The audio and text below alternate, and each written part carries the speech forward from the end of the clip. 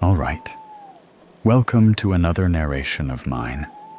Settle in for a moment.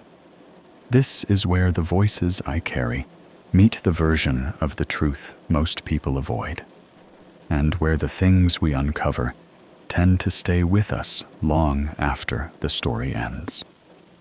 Only the brave souls and the fearless ones stay until the end.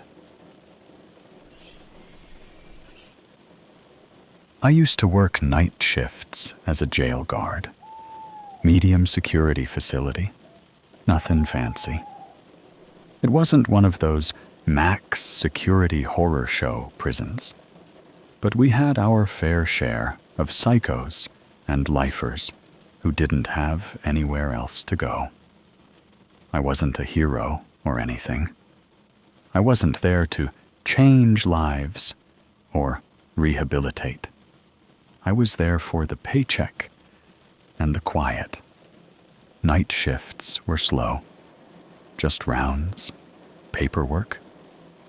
Maybe break up a scuffle if some nut decided to throw shit at the walls. It was January. Cold as hell outside. Wind made that howling noise like it was trying to get inside. The power had already flickered twice earlier that week, so we were told to manually check the cells every hour, just in case.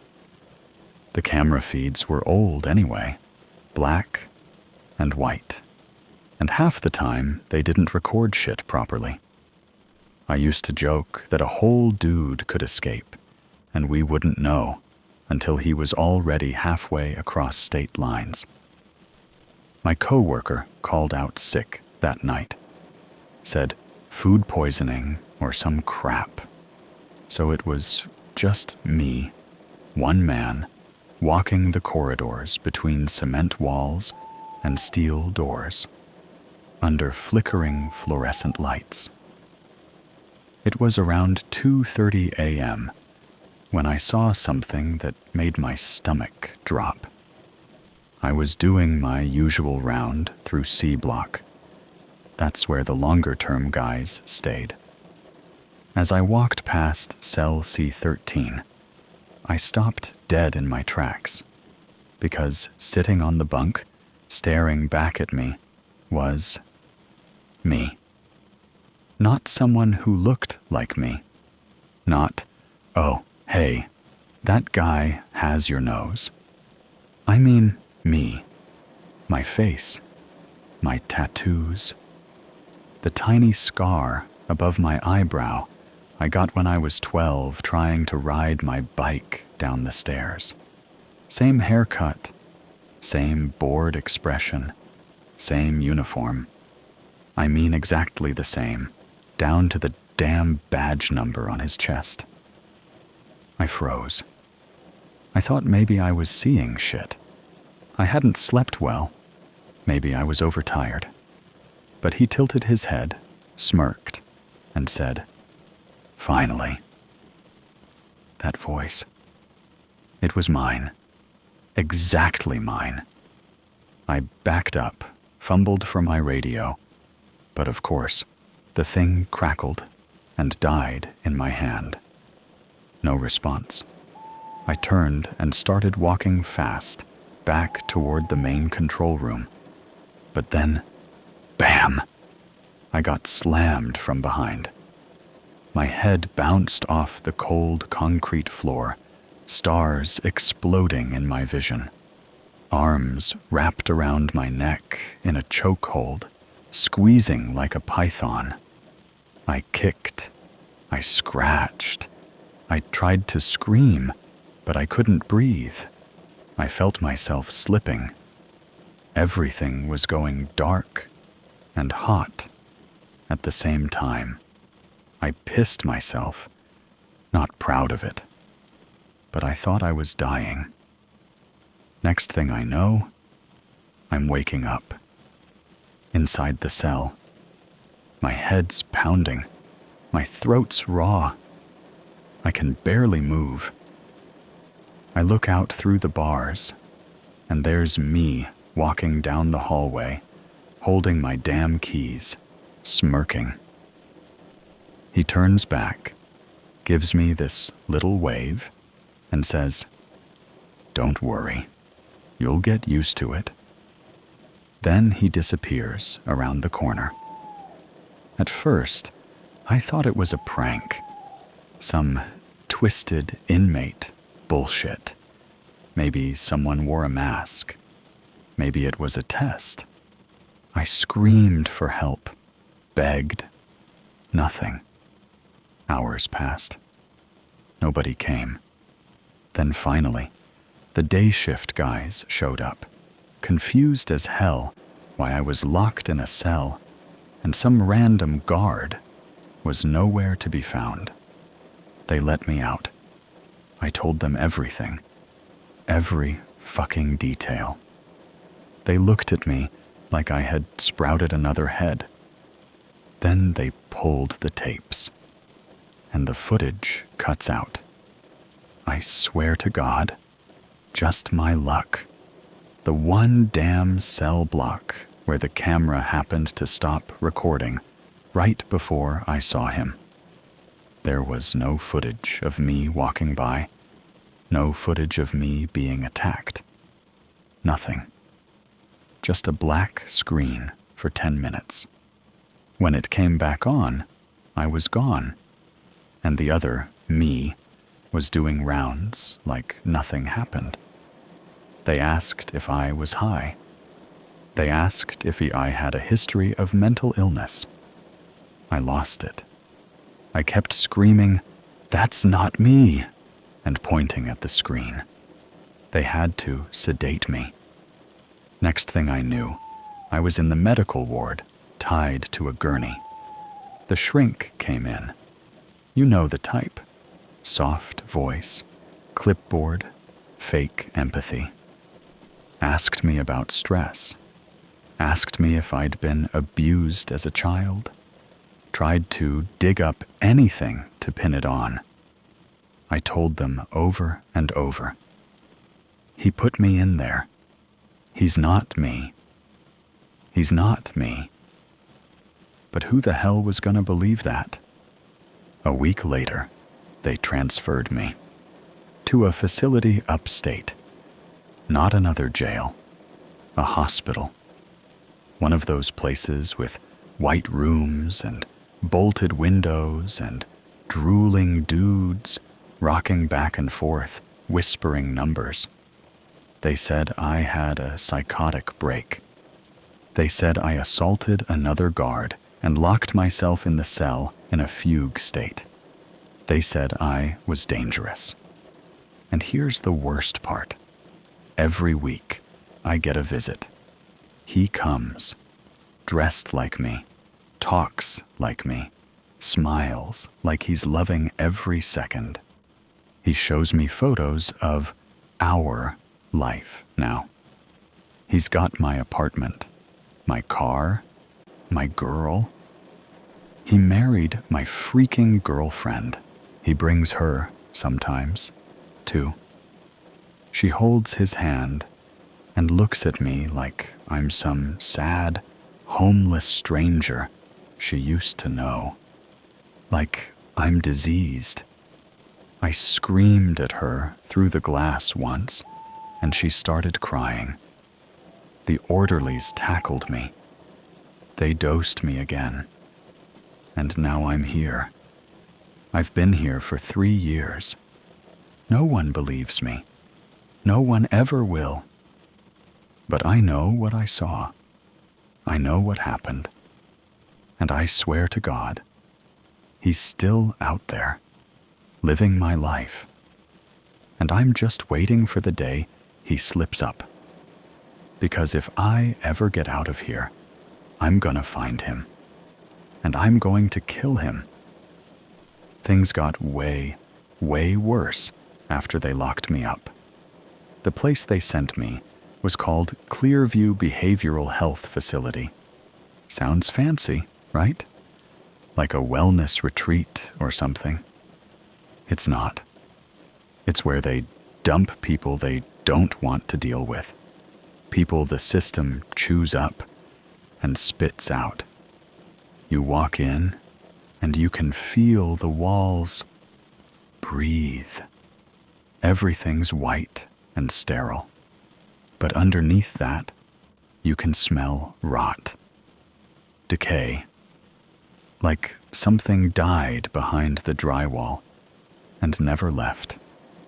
First night in, I got my roommate, guy named Calvin, skin and bones type, always muttering to himself, rocking back and forth, scratching his arms until they bled. He wouldn't sleep, just sat in bed all night, staring at the ceiling, whispering, "He's not the same. He's not the same. He's not the same." I asked him once, "Who isn't?" He just turned his head real slow and said, "They got inside him. He's just wearing the skin now." I didn't sleep much after that. Now, in a place like Clearview, time stops meaning anything. Lights go on at 6 a.m., lights out at 9. Every day's the same. Pills, group therapy, cold eggs, and burnt toast. Nobody listens to you unless you're quiet. If you talk too much, you get a shot in the thigh and wake up drooling on your own chest. I stopped trying to tell people the truth after the second week, because the more I talked about him, the worse they treated me. The staff would tighten the straps on my bed just a little too tight, give me a little extra medication. One nurse, I'll never forget her, Ms. Denise, used to whisper under her breath when she walked past me, "You should have just kept your mouth shut." It felt like everyone was in on it. Then came the sessions. Dr. Feldman, head psychiatrist, cold guy, bald head, thin glasses, voice like a priest at a funeral.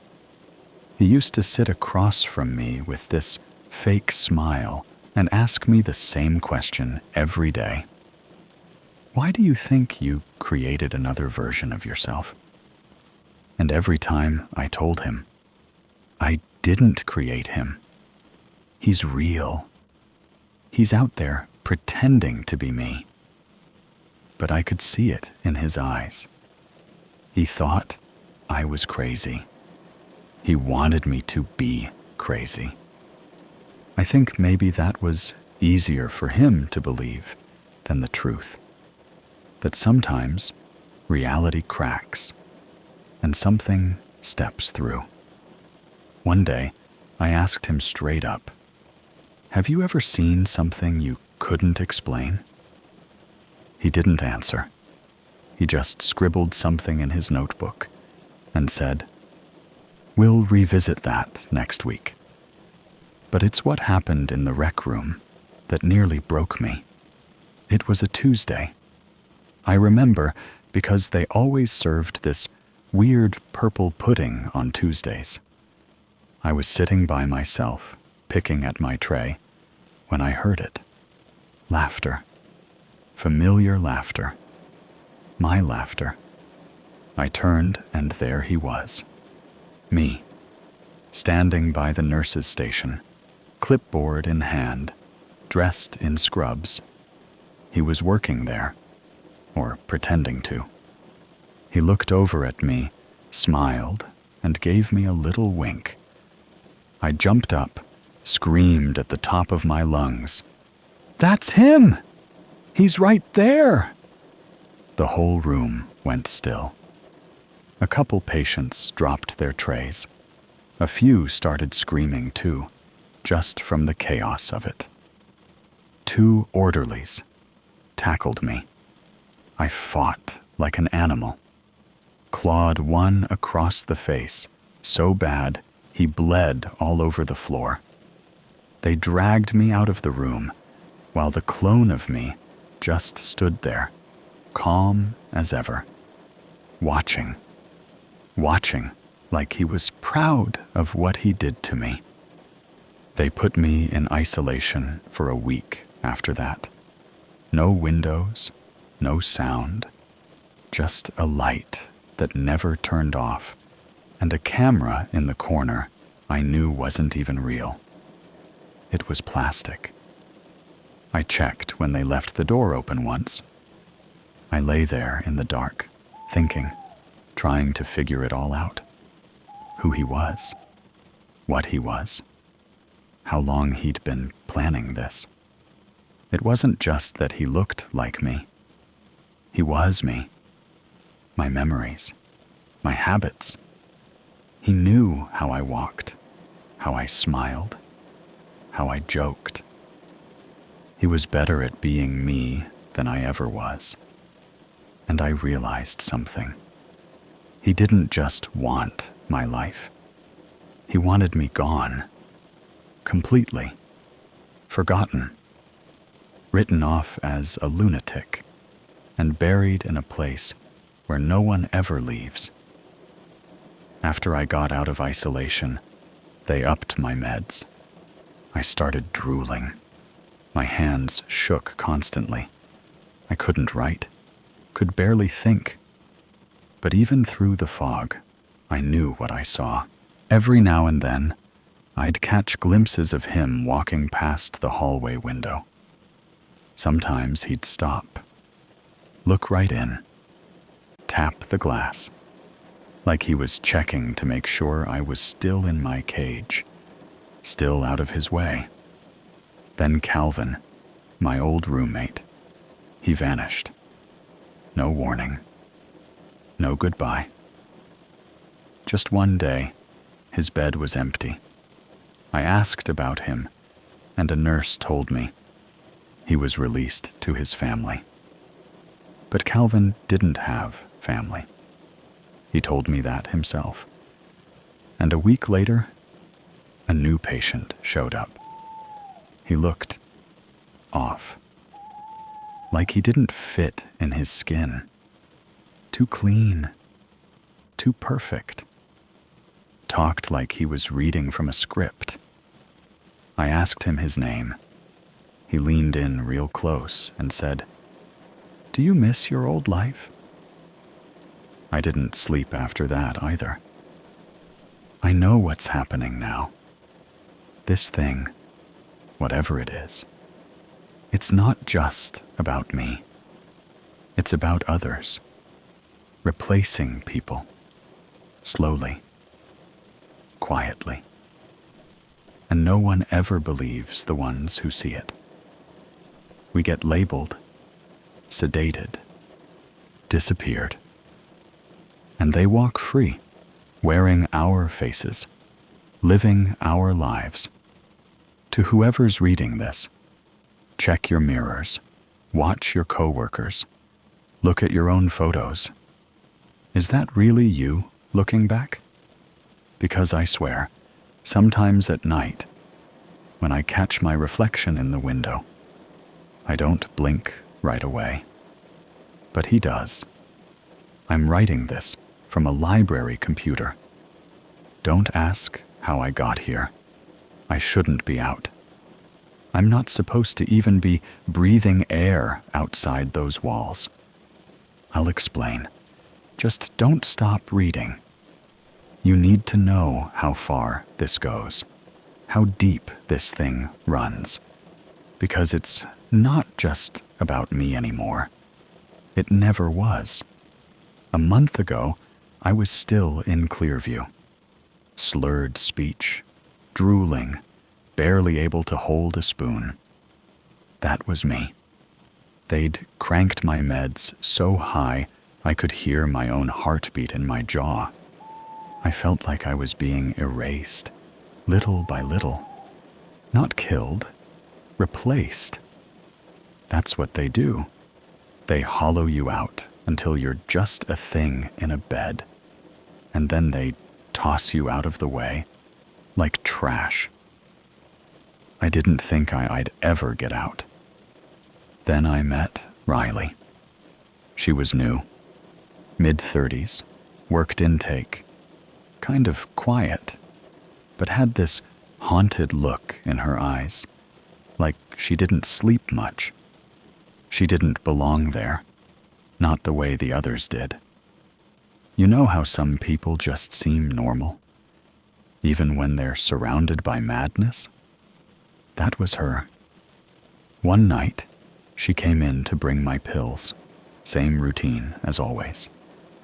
But instead of walking out, she closed the door behind her and whispered, "I know what you saw." I froze. She took a step closer. Her hands were shaking so bad, the cup nearly tipped. "They replaced my brother last year," she said. "One day, he was fine. Next, he's smiling like a game show host and telling me our dog never existed." I didn't say anything at first. Couldn't. My throat was a desert. My tongue barely worked. Then I managed to croak out, "Why are you here?" She looked around, leaned in.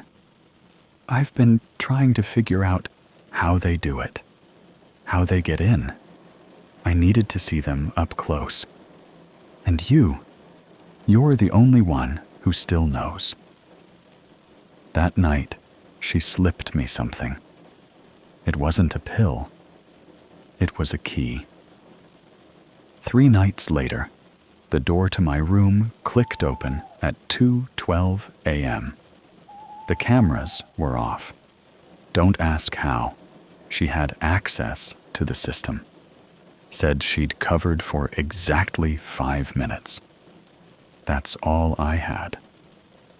I staggered out, half limping, half dreaming. My body was still foggy from the drugs, but my mind was lit up like a fire alarm. Every shadow felt like it was watching me. As I crept past the nurse's station, I heard someone humming, a slow, lazy tune. And then, my voice. Behind me. "You won't get far. You don't belong out there anymore." I turned around and saw him. Me. But not the same. He was sharper, more confident. He smiled like he owned the place. Eyes cold, like something dead, wearing a skin suit. I ran, barefoot. Down the corridor, through the double doors, Riley left, propped open, with a mop. I didn't look back. I don't know if he followed. I just ran into the dark until my lungs gave out. Now I'm hiding, living in shelters, abandoned basements, any place I can blend in. I don't use my real name. I don't speak unless I have to. I move around constantly. But it doesn't matter. He found me again last night. I was sitting behind a diner dumpster, eating a sandwich someone threw out. Cold, stale, but better than the cafeteria sludge I'd been choking down for years. It was quiet. Peaceful, even. Then a white van pulled up across the street. He stepped out. Hair slicked back, jacket too clean for that part of town. He looked straight at me, then pulled out a phone, made a call. Didn't say a word, just stared. I took off before I could find out who he was calling. You know what the scariest part is? He's better at being me than I ever was. I overheard someone talking near a bus stop the other day. 2 guys, both in uniforms. One said, "You hear about that guard at the county jail? Real stand-up guy. Helped save a guy who tried to hang himself." He was talking about him, the version of me that stayed behind. And now, it's getting weirder. Last week, I saw a woman on a bench in the train station. She looked familiar, but I couldn't place her at first, until she turned her head, and I saw my girlfriend's face, but not exactly. Too perfect. Expression frozen like a wax statue. She was smiling at a man sitting beside her, my clone. He had his arm around her, whispering something in her ear. She laughed, and it sounded hollow, like a machine trying to remember what joy sounds like. I didn't approach them. I couldn't. I just sat across the platform and watched. He kissed her, and I swear, as they stood to leave, he looked right across the tracks, right at me, and winked. There's more. 2 nights ago, I stayed in a shelter near a church. Woke up in the middle of the night to find the guy in the next cot watching me, eyes wide, lips trembling. He said, "You're not supposed to be here." I asked him what he meant. He didn't answer, just covered his head with his blanket and muttered over and over, "You're the one that got out. They don't like when you get out. They always find you." I don't know how much time I have. I've started noticing people around me who don't move right. You ever see someone walking like they just learned how legs work? Or smiling when no one's talking to them? Like they're rehearsing for a role they're not ready to play? They're everywhere now. The replacements. I need to stop here. I've been on this library computer too long.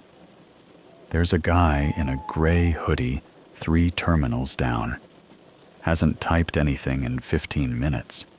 Just keeps glancing at me from the corner of his eye. He looks a little too much like me. Like a failed version. I'm gonna go. If you see someone who looks like you, exactly like you, don't confront them. Don't speak. Don't run home. They already live there. You run. And never stop. I don't know what day it is. I haven't looked at a calendar since I escaped. I don't even think I'm keeping track of real days anymore. I only know before and after. Before I saw him, and after he became me. It's not safe to be near people. I figured that out the hard way. After I posted part 3, I stayed on the move. Didn't sleep in the same place twice. Avoided cameras. Didn't use my name. Not even to myself. I threw out my ID, burned the rest. Tried to erase every breadcrumb that could lead him to me. But still, he keeps finding me. He doesn't rush, doesn't chase, just shows up. From across a street, behind a glass window, on the other side of a crowd, watching, always watching. Like he knows I won't do anything about it. Like he knows no one would believe me if I tried. I've been sleeping in the basement of a condemned bowling alley. The floor's cracked. Smells like mildew and rat droppings. The only light comes from a vending machine upstairs that still hums, even though the place hasn't had power in years. I think someone rigged a car battery to it, but I'm too scared to open it and find out what's inside. I've learned how to stay still, how to breathe without sound, how to keep my footsteps light. There's something that moves around this building at night, something heavier than rats. Sometimes I hear a whisper coming from the vents. It says my name, my real name, but I haven't said that name in months. I don't think I'm supposed to anymore. 2 nights ago, I met someone else. I don't know his name. He wouldn't tell me. Just called himself Dale. We crossed paths near an abandoned train yard. I was scoping out a boxcar to sleep in. He was already inside. First instinct was to run, but he stopped me. Said, "You see him too, don't you?" We sat for a long time, just watching each other, silent. 2 ghosts waiting to see if the other was real. Then he reached into his coat and pulled out a photo. I almost threw up when I saw it. It was me, but not the fake one. Me, from before all this, wearing my old uniform, badge number, and everything. It was taken from behind, slight tilt, like a security cam still frame, black and white. My head was turned just enough to catch my face. "I found this in a hospital file," Dale said. "But your name wasn't on it. It said, unidentified subject. Do not approach." I asked him where he got it. He said there's a warehouse outside town. No sign, no roads leading to it on maps. Just sits there in the middle of nowhere like it was dropped from the sky. He broke in once. Inside were rows and rows of file cabinets, metal shelves, old TVs looping static, and photos. Thousands of them. Faces, some smiling, some blank, some not right. All labeled, all duplicates. Dale said they're taking people, not all at once, just one by one. They pick someone, study them, copy them, replace them. No one notices, not at first, but something's always off. A twitch in the cheek, a phrase that doesn't sound right, a laugh that comes half a second too late. They're testing something, trying to get it perfect. And when they do, I think they're going to erase us. I left Dale that night. We didn't say goodbye. I didn't sleep. Next morning, I woke up to find a sheet of paper tucked under the door of the bowling alley basement. No footprints, no sound. Just there. On it was a sketch. My face. Again. But this time, it wasn't right. The eyes were too far apart, mouth too wide, neck too long. But everything else, hairline, clothes, ears, perfect. Underneath, in red ink, were 3 words. Almost got it. I keep thinking about the other me, the one out there, wearing my life like a jacket. What does he do when I'm not watching? Does he call my mom? Text my friends? Does he lie in bed with the woman I used to love and pretend he knows how her hair smells in the morning? Does she know? Does anyone know?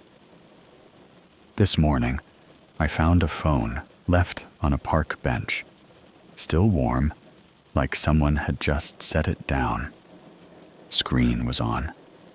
One text thread open. From a number labeled me. The last message read, "He's close. Prepare extraction." Underneath it was a photo of me, sleeping, face half covered by my hoodie, curled up under a tarp. In the alley I was just in the night before, I felt something cold crawl up the back of my neck. I turned around. The alley was empty, but I heard footsteps walking away, slow, confident, like they didn't care if I chased. I'm not safe. I don't think I ever was. I think they've been watching me longer than I realized, testing, waiting. And now they're getting ready to finish whatever they started. I'm going to find that warehouse. I need to see what's inside with my own eyes. I need to know what I really am. It's been 7 years. 7 years since the night I walked past cell C13, saw myself inside, and everything I knew about reality snapped in half. I still remember the pressure around my throat, the weight of my own arms choking me, the scrape of the cell floor against my cheek when he slammed me down. The last thing I saw was his face hovering over mine, calm, like he was finally taking back something I stole from him. Then the door slammed shut, and that was it. I was no longer me. They transferred me from Clearview last year. Quiet move. No court, no appeal, no lawyer. Just a folder passed between hands and a new white room with new people pretending to care. This place is quieter, fewer screams at night. But it's worse in a way. Feels more like a waiting room than a hospital. Like they're just waiting for us to give up. They don't ask if I want to get better anymore. They ask if I'm accepting my reality. And I tell them the same thing every time. That man is not me. I don't know who he is or where he came from, but I know my own face. They smile, scribble on clipboards, and add another week to my evaluation. A few weeks ago, I got a visitor, the first one in years. They said his name was Daniel, my older brother. I don't have a brother. He came in clean-shaven, dress shirt tucked too tight, smiling too much, sat down across the glass like we were catching up over coffee. He slid a photo across the divider. It was a picture of me, or him, sitting on the back porch of the house I grew up in, smoking a cigarette, legs kicked up, on the same broken table I helped my dad build when I was 13. "You look good," he said. I stared at the picture for a long time. Then I asked him, "What do you see when you look at me right now?" He didn't hesitate. "I see someone who gave up, someone who doesn't want to come back." That night, I tore up every scrap of paper in my room, ripped my mattress apart, cut my knuckles open on the wall. Not because I was angry, because I knew he sent that man. And it wasn't just a taunt.